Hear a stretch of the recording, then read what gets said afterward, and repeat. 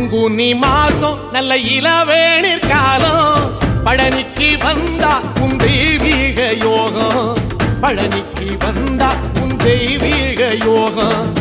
உத்திர நாளில் உன் உற்சவ திருத்தேரில் சிங்காரமாக உன் அலங்காரம் கண்டே அலங்காரம் காண நான் ஆனந்தமானே கைலாசன் மகராசாவும் வாசல் வந்தேனே குளிரான பன்னீரால் அபிஷேகம் கண்டேனே